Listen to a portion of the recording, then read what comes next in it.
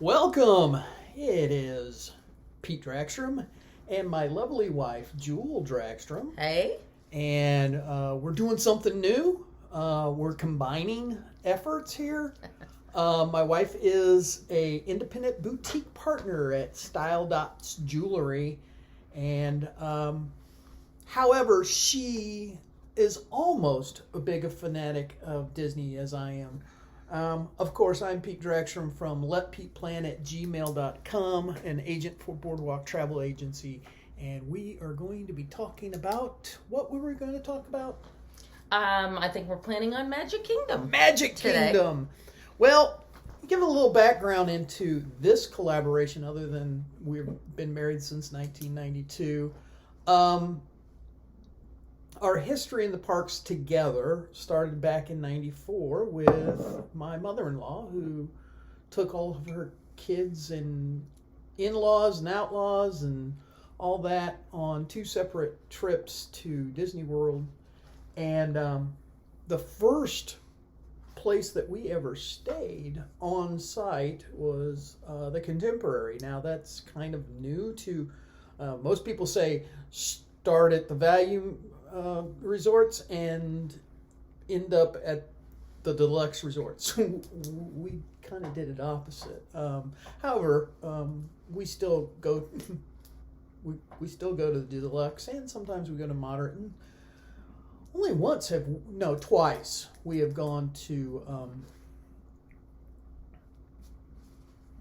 value resorts. Now, Yeah. I've gone one extra time with my son. We went to one of the All-Stars, and but that's that. Okay, that's our history, a little bit, but we're going to talk about the Magic Kingdom, and its history starts back in 1971 when this one was a wee little kid. I was kind of a wee little kid, but I wasn't as wee little as she was. You were just a year old. Mm-hmm. But the Magic Kingdom is the first of the four theme parks that create Walt Disney World. It is kind of at the time, it was kind of a mirror image of Disneyland out in California. Had a few different things going on. And Disneyland only included at that point in time the one park. And when Walt Disney World started, it only included one park. It was Magic Kingdom. However, there was plans for more already in the works. And that's the big difference, I think, in Walt Disney World versus Disneyland, is that Walt Disney World has the room to expand. Yes. You're the only one in our family that's gone to Disneyland, so yeah. But that Disneyland is a different feel. Depends on what you're looking for. In California, Disneyland sort of part and parcel of the land, so it's kind of a little city amidst all the big city, whereas Disney World sort of a land all by itself. Well, your roads are all part of the Disney World view, whereas in California you've got more of you're surrounded by so much of the city that it feels like you're kind of in a theme park. You feel that theme park feel. You're really not. There's not a bubble in California versus, you hear people talk about the Disney bubble. There really is a bubble. In Walt Disney World, there is a bubble. I mean, that's once true. You get on Disney property, you're in a city about the size of San Francisco. Yes. It is that big. Now, not all of it is theme parks, of course. You got the resorts but you also have the wildlife sanctuaries and stuff there. We're not going to get into that, but we're going to get into Magic Kingdom. It is the home of the castle. Cinderella's castle. Thank you for saying that. And in my research, I just found out that Cinderella was Walt Disney's favorite princess. Then again, he's got some princesses that have happened since that he wouldn't know about yet. Unless they went underground and told him, because he's still alive. No, I'm joking. But as we have gotten wiser, I won't say the word older. Wisdom is what comes with age. Thank you. You put that there, and I don't like that. And- But we have gone different ways. Magic Kingdom is my favorite park. It is not mine, but I do love Magic Kingdom. Magic Kingdom is my favorite park for this reason only. Well, there's probably other reasons. But it is the park that gives me the most nostalgia. When I come under the tunnel from the train thing and come around and look up and see Cinderella's castle, it is... I'm 5 years old again. Mm-hmm. Even though when I was 5 years old, I never was there. I wasn't there, I think, until the first time in 1972, and I don't even remember. I don't remember much about my first time there. But it's just one of those things, and I think it also has something to do with. It was the first park I think we took our kids to, also. Yeah, it is nostalgic. You remember too as a child growing up watching a lot of that, like watching your Disney shows and watching Walt introduce a lot of the shows and the Mickey Mouse Club in a lot of cases, whether it be the newer version or the older version. You enjoy the nostalgia of that and some of those older songs, and so I will say Magic Kingdom brings that moment back. Being a kid watching TV on that Saturday morning cartoons kind of thing. The Wonderful World of Disney was going on. Mainly, it came on TV to kind of introduce Disneyland to everyone. It was a big advertising tool for Walt Disney and for Walt Disney's company. But that is kind of thing.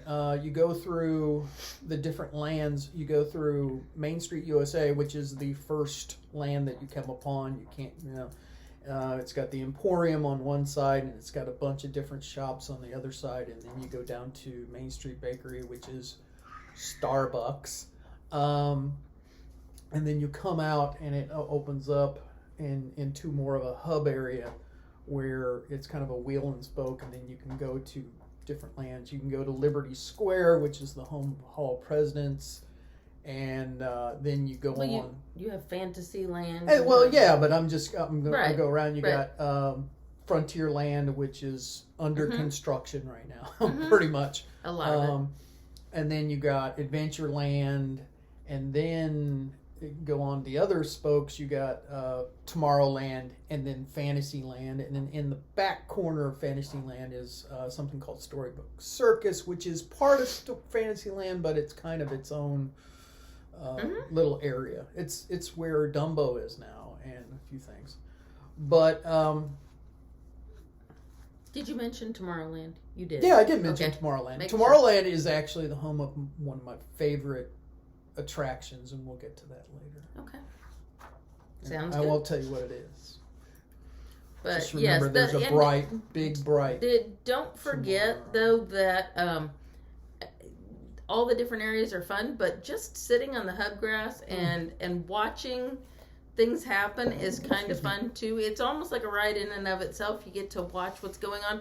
So don't forget to have a seat on the hub grass, and it is kind of it's not a real grass, it's a fake grass, but it's still very comfortable to sit on, and a whole lot of fun to just spend time just smiling and having a good time, and taking lots of selfies. That's a good thing to do there.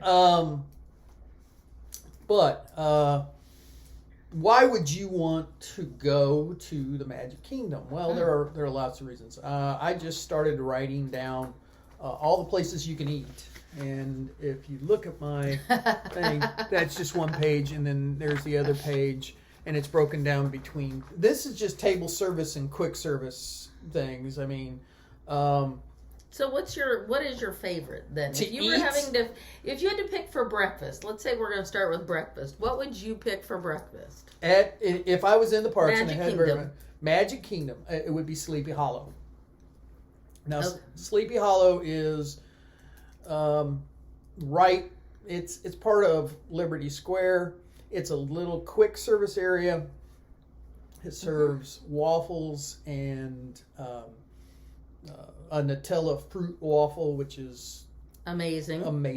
It's got a chicken and waffle thing more for Chicken and waffles. I will tell you though, it's got a slaw on it that is to beat the band. It is really good. A little spice to it. It is for it's those very of good, you though. who are not spicy eaters, and I'm not one, but I do like the chicken and waffles. Okay, but that's not really breakfast food. If you're talking about breakfast. But that's your main. I'm going to Sleepy Hollow. That's where I'm headed to. What about you?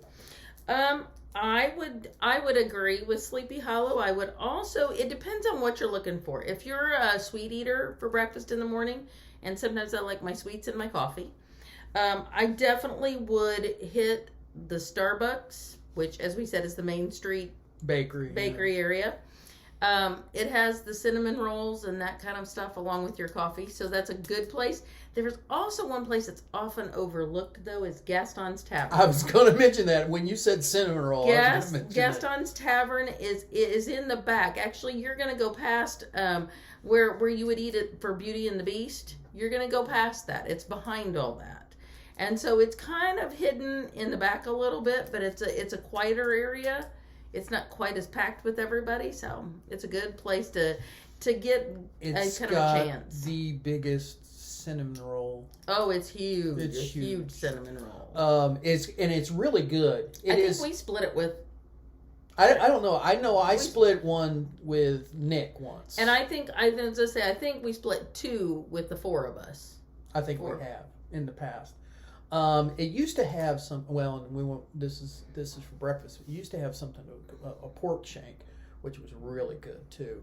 We're not on. That's not. I know we're not. And then I even mentioned the chicken waffles. Man. Now, if you're in the mood to sit down for breakfast, there's the Crystal Palace, which is a buffet, and if you want to kill some time there, which is good because you have Pooh and his friends there.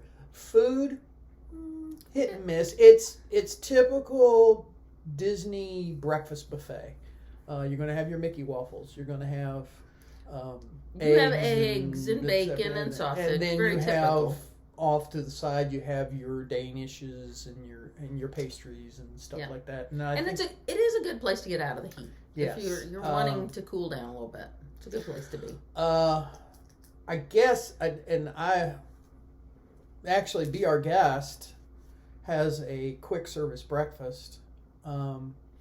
And so I shouldn't say quick service breakfast, but Cinderella's Royal Table actually has breakfast also. We have never eaten there at Cinderella's Royal Table for breakfast. Now, we did do the dinner a long time ago to appease my daughter, and also to say that we've been in the castle. It was actually pretty good. So now where would you go then for lunch? This is tough because it depends on how much of. Oh, I know how exactly. Much food. I know exactly where I go. I know where I would probably go for lunch, especially if I have something later planned, like a dinner reservation. I'd go and there's a little cart as you go into Adventureland from the hub area, and they serve spring rolls. The spring roll wagon. And yes. it's called the spring roll wagon. That is hard to say. So I tell you. And they have what are called cheeseburger spring rolls. Very good. Actually, we ate them for breakfast one time. I do believe they have pastrami. They have a pastrami also, one, and then I think they have recently. I just read somewhere where they've recently come out with another flavor of spring rolls, which is more ham and cheese instead of the pastrami. Which I want to try all of them, but the cheeseburger is just so good. As a matter of fact, the last time we were in Magic Kingdom and we were together, just us, which is unheard of. We ate we were eating cheeseburger spring rolls, and a guy comes up and says, "Hey, how would you like to be the grand marshals of the parade?" And guess what? We said, well, okay. So there's a positive to eating the cheeseburger spring rolls, even Not for breakfast. Always. Not always. No, okay, but I don't, you never know. The cast member Brick. We want to thank Brick, by the way. Brick was his name, right? Brick is his name. Brick was his name. He came up upon us, and he liked our breakfast choice that day. Not that he ate it, but he's eaten them before. Yes, he does. So what? Okay, so spring rolls that are would first. be my first choice for a quick service. For table service, it's hard to say. Probably be my same thing for dinner. If I was going to eat a bigger one, I'd go to Tony's. I know that is not something that you expected to hear from anybody who claims to be a Disney. Surprise. It was a huge surprise to us, and it was on that same trip. That was one reason why we only ate the cheeseburger spring rolls, was because we knew that we had a reservation at Tony's at 12 something, and we went there, and I had. It was really good. I had the fettuccine Alfredo. Now, I'm not a true Italian, and my wife is neither. I had salmon. Salmon. She had salmon, which was I took a bite. It was very good. It is. I can understand that if you're a true Italian, maybe if it's and your mama authentic, made it's not very authentic. It's not authentic, but it is a neat little place. It's right in, as a matter of fact, we were watching the first parade go by. It's right inside, right after you enter the park to your right. It's near where you have the meet and greet with Mickey. Right. It's right there. Right. It's good. To be honest with you, table service at Walt Disney World, whether it's breakfast or whether it's breakfast, lunch, or dinner, not my favorite. Nah, it's harder to me to do that. I am more of a quick service person for Magic Kingdom. I was thinking with the lunch, because I would pick a couple others that I think, I love the spring rolls, don't get me wrong, but I love Casey's Corner. I'm also a people watcher, so I love to sit at those tables and kind of watch everything go by. Casey's Corners, you never know when you're going to get a good, there's various hot dogs there. Sometimes they even have mac and cheese and pork on there, and so you just never know quite what you're going to get, barbecue flavors and things like that on your hot dogs. And so I really love Casey's Corner. If I'm really wanting something fast, and hot dogs, corn dogs remind me of all kinds of fairs, parks, all that kind of stuff. And I will tell you, and I like Casey's Corner too. That's more for me, would be more for dinner and a quick service dinner. Well, we're getting there.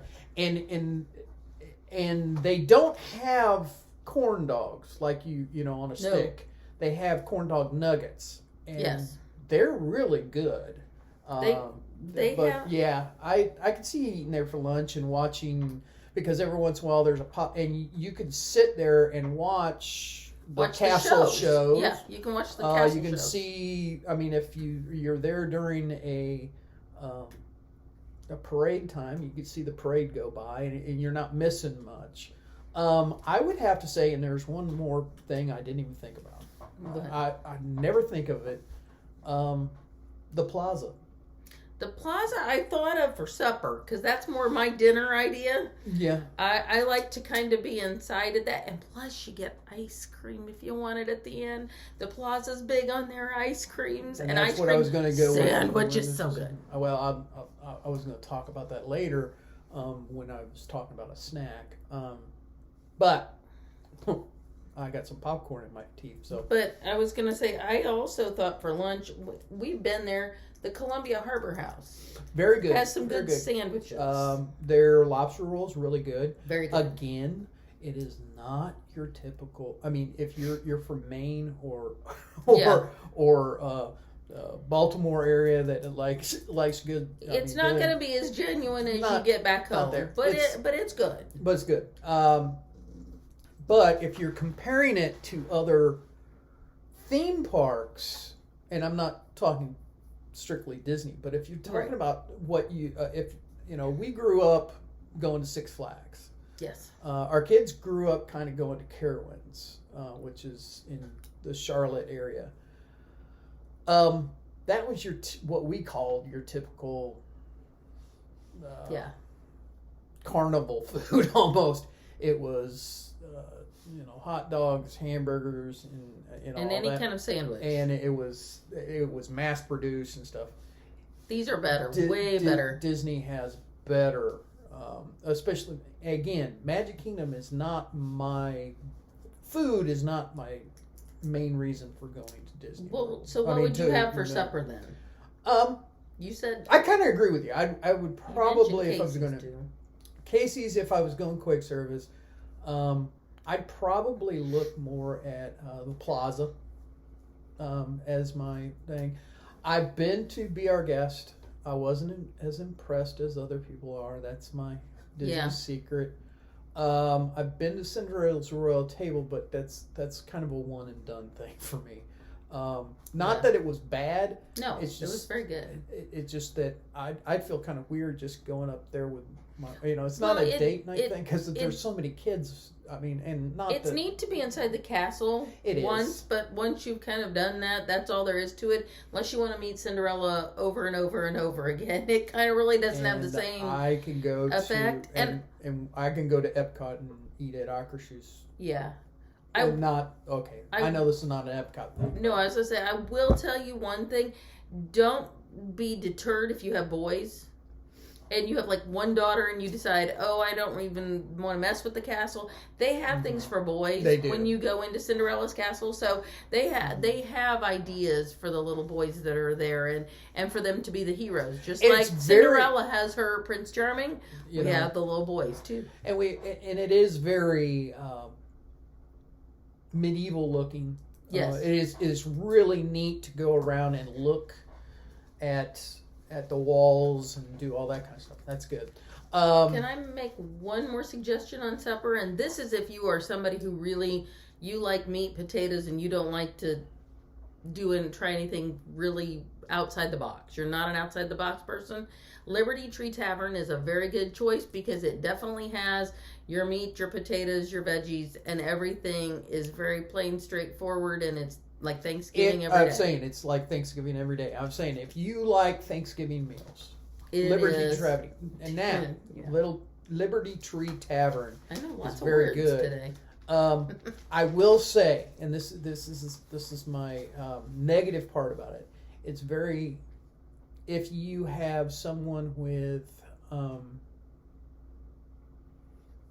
mobility issues, if you're in a wheelchair.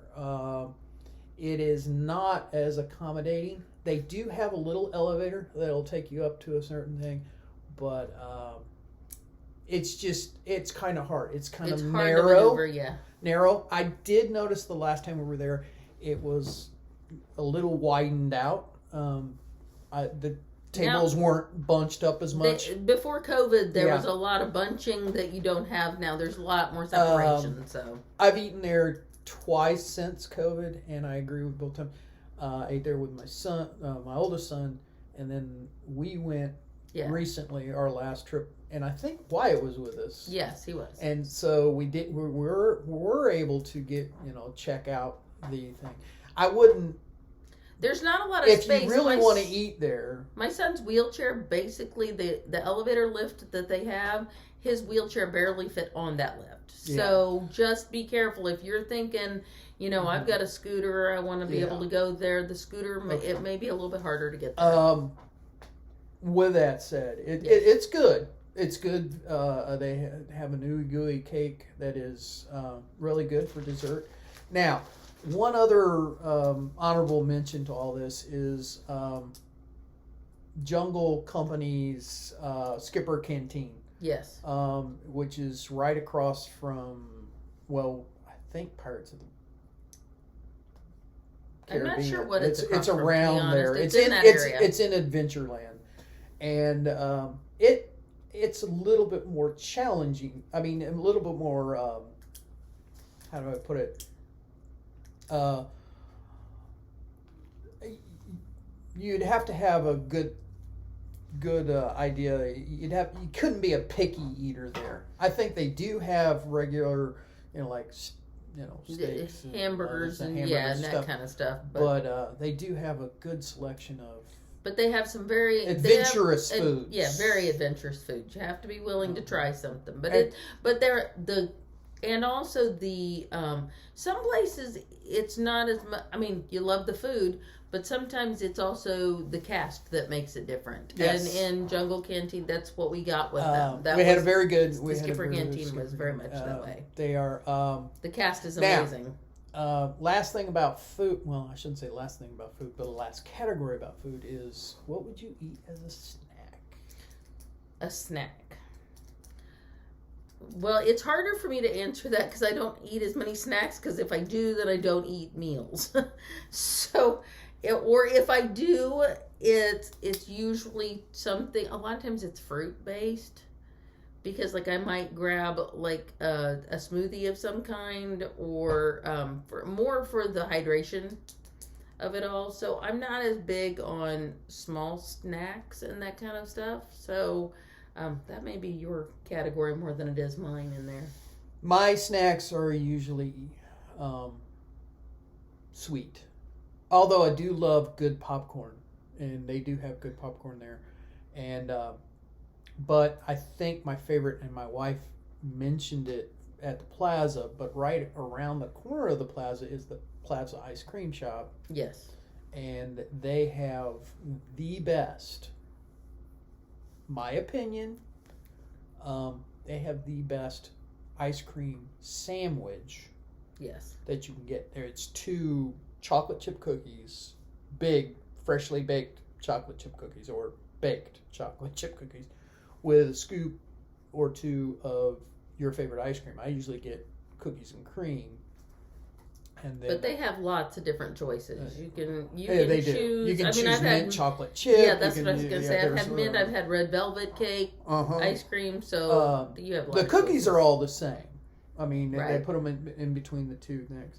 Now, that would probably be if I'm going there, there's 2 things I'm really wanting to eat when I go to Magic Kingdom. And one is a Nutella waffle at the beginning of the day. And the other is an ice cream sandwich at the end of the day while I'm watching. Or eating popcorn while I'm watching the fireworks. But am I allowed to give some tips here at the end that I think maybe... Nope. Maybe our group needs to know that there are a few tips Yes, you need to know before you're coming to Magic Kingdom. Yes. There's a lot of things people don't consider, especially if you've got a meal for breakfast. You want to make sure that you are highly organized before you step out a door. Because if you're coming from another resort, a lot of times, unless you're coming from one of the ones on the monorail, you're basically going to have to come in and catch either the monorail or the ferry to Magic Kingdom from the TTC, which is the Ticket and Transportation Center. Yeah, it's kind of the hub between Epcot and Magic Kingdom, and then it's kind of the connector between the 2. Magic Kingdom, that's one thing I was going to get at. Magic Kingdom is the one park that you don't really park at. Yes, you park at the TTC if you're driving in. And this goes more if you're driving in. Right. That's what I was going to say. That was the other thing. Then you need to probably, and then you go to the TTC, and then you go through your baggage check. You go through, and then you get on either the monorail or the ferry. And that's it. That's right. Yeah, options. Those are the 2 options. And go to the Magic Kingdom, and then you go through the little turnstiles that says, you show your ticket and everything. Yeah, and at the TTC, you will have your bags checked. You will have all that done prior to doing it at Magic Kingdom. Magic Kingdom, all you're going to do is walk in with your band and or on your phone, however you want to do it, but you have for your fingerprint. So that's those combinations that goes together. But that you don't have to worry about your bag. Your bag's already been checked by the time you get to the Magic Kingdom. But what I was going to say is, so you need to be highly organized. So just say you decide you're going to have breakfast and you're going to have it there at 7:45. Maybe you've got an appointment, a time for 7:45. Well, that means that from the TTC to the Magic Kingdom, you need to plan at least a half an hour in there. If not more. If not a little bit more, maybe even 45 minutes. Mm-hmm. Plus, you also need to be early to be able to get in to be at your reservation. So not only that was from 7:45, before that is 7 o'clock to be from the TTC on. Mm-hmm. So you need to be at the TTC and get your bags checked. So you need probably another half an hour to 45 minutes in there. So you need to be planned really early is what I'm telling you. A good question. Yes. Okay, not a question, it's a statement. No. Magic Kingdom is the only park I suggest that you take a bus to. Yeah, because if you can. If you're staying at one of the non-monorail or Magic Kingdom resorts like Wilderness Lodge, Grand Floridian, Polynesian, or Contemporary, whatever. Or even if you think you're staying outside of there at like a Shades of Green. Yeah. Those places, you need to take their bus. I would take your bus. I would go if you're like at Pop Century or any other resort that's not one of those major ones. I would take a bus, and here's why: is because they drop you off at the park. Mm-hmm. Now you go through a little baggage check there. And that's the only time you go through a baggage check at Magic Kingdom is you go through there. And go through, but you're dropped off at the park. You're not dropped off at the TTC if you're taking Disney transportation. Now, here's the other thing: if you have a reservation, like Jill said, if you want to just say, okay, I want to drive up there, I want to get there, you want to take the minivan versus any other rideshare thing, because the rideshare is going to take any other rideshare is going to take you to the TTC. Minivan will take you to the actual park. Yes. You need to be prepared. So in that, I'm going to just tell you. Mm-hmm. So since you're talking like you want to leave 2 hours and more ahead of time, you need to be prepared. And I want to remind you first that you need to remember your tickets. Don't leave without any kind of tickets. I don't care if it's on your phone. Don't forget your phone. Don't forget your phone. Yeah. Make sure if you have magic bands that you need to have them all with you. I don't care if you think, okay, the kids are not going to keep track of them. That's okay. Put them in a fanny pack with you. You'd rather have the fanny pack with you.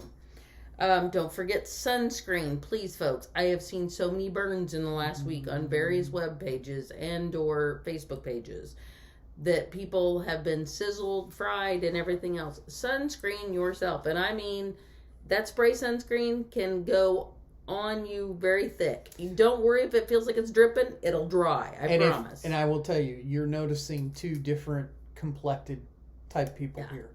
I tend to tan more. My wife does not. Don't know the meaning of the word. However, I always wear sunscreen in the parks, especially like on my tattoos or other things. The tattoos, I will tell you, neck and my head. The colors for tattoos stay prettier when you sunscreen them, folks. And bump up the SPF if you're used to doing, bump up the SPF on your tattoos. Yeah, because 30 may sound nice, but in Florida, you need higher than 30. That. You need that 50 to 100. It's direct sun and it's hot. It's hot. It's hot. Not to say that it's not hot in other places. It is. We've lived in other states, folks. We're used to Illinois. We're used to North Carolina, and we've traveled to other states. But I'm just going to tell you, in Disney World in particular, and in like where we happen to live here, it's flat, and so that sun is straight down on you, and it's getting you every minute. So okay, I think I'm looking at the time here. Well, can I finish? Go ahead. No, I'm sorry. Go ahead. I think you need water. Don't forget your water and your H2O. Don't forget some kind of, even if you don't want to bring like a direct credit card or debit card, maybe even a gift card of some kind. So you've got some extra money if something had happened, and maybe keep that in a different location than the rest of your stuff, so you've got money if you need it. If something had happened, maybe you left your fanny pack on a ride, or you left a bag on a ride. That way you've got something with you. Don't forget an emergency kit, things like Band-Aids, Neosporin, nausea medications, antacids. Because I will tell you, kids get sick on rides, and if you have an anti-nausea medicine, you can stop that before it all happens. Yeah. Make sure you have cash. Don't forget your watch and your phone, and all that needs to probably come with you. If you want to bring your extras, like your camera from the man, and the snacks, fans, cooling rag, like arm protectors, even your car protector. You might even want to bring a sun protector for your car so your car's not overheated as you go. So I noticed that the last time. We probably need to get something that we can put in our... To put it, and I was going to tell you too, I was thinking the idea of don't put keys in your pocket and think you're done and leave the TTC. Make sure everything actually stays shut, because key fobs and stuff, they easily, like the trunk will open by accident if you push on a button. Make sure you watch for that, because if that kind of thing happens and you end up far away from it, drains your battery. Yeah, you're draining your battery, or you have to kind of go back in and check out, and get everything fixed up. You might have to go to security, and you might have to have security take you to your car. So just some ideas. Okay, and I'm going to piggyback on that. One thing that I don't think she mentioned that you should is also to make sure you have some kind of an external charger for your phones. Yes, that's a good one. And that's probably the number one thing is for your phones is to have an external charger. One is your phone can have on it your I have my debit card on my phone. I'm not going to mention names, but I mean I can use it. If I for some reason my wallet got gone, I always have some that uses battery. I don't take as many pictures on my phone, but a lot of other people do. Yeah. But then again, I have mine. I always have extra batteries for my phone. You also have your memory cards. You have your Magic Band information on your card. Mm-hmm. So when you're checking in, you might have that with you. You're checking the time all the time to make sure you're also calling people to see where they're at. So that phone needs to stay charged. Always charged. And but with that said, the best thing to bring to the Magic Kingdom is a positive attitude. And patience. You're going to be in a mass of humanity. And you can ask him. I'm not good with patience. Patience and me are just That's why she's not a doctor. So true. There's other reasons why I'm not a doctor, but patience isn't one of them. Patience I'm not good with. So I have to remind myself that I'm here for fun. Yeah. And that it's okay to take time. If something takes 45 minutes, it takes 45 minutes. It's life and it's how it works. That's it. It's really, I don't want to say a first world problem, but it really is. It's a first world problem. It is. Yeah. If you're a visitor of Walt Disney World, anything you have is a first world problem. Yes. And also understand that there are people out there who are in wheelchairs, they're in strollers, they're in there are ECVs. people. There are people with headphones on. There's people who are doing that, and they need extra space. And it's not easy, and they're coming down the sidewalks because it's not easy, especially going down Main Street USA, because you have tracks and stuff that you have to go through. Just be on the lookout for them, and they patient. Should be on the lookout for you, but they're not always. And the person who's pushing them, which is one of us too, we're not always. We need to pay close attention. We need to, and we are doing better. Okay, with that said, here's wishing you a great time at the Magic Kingdom or any other park, and we'll be coming back to you, and we'll be talking about some other things. We'll be talking about some of our favorite attractions and other things in other episodes. And we're going to concentrate on Magic Kingdom, and then we'll move to the other parks as we go along. With that said, I'm Pete Dragstrom from letpeteplan@gmail.com. Let Pete Plan is one word, all lowercase. And I'm an agent for Boardwalk Travel Agency, and this is... I'm Jule Dragstrom, and I am an independent boutique consultant for Style Dots Jewelry. You can get a hold of me at jule.styledotshome.com, and you can buy some jewelry if you're interested. So, and I will tell you, with the jewelry, she wears it in the parks every once in a while, and she gets lots of compliments. Lots of compliments. I'm kind of surprised she's not wearing it now. I know, I don't have any I don't, on this you morning. don't have any on. Sorry, it's Saturday. But Sunday, excuse me. Don't even know what here, day it is. We are both wishing you a magical day. And hey, look us up. We might be in the parks. See you soon. See ya.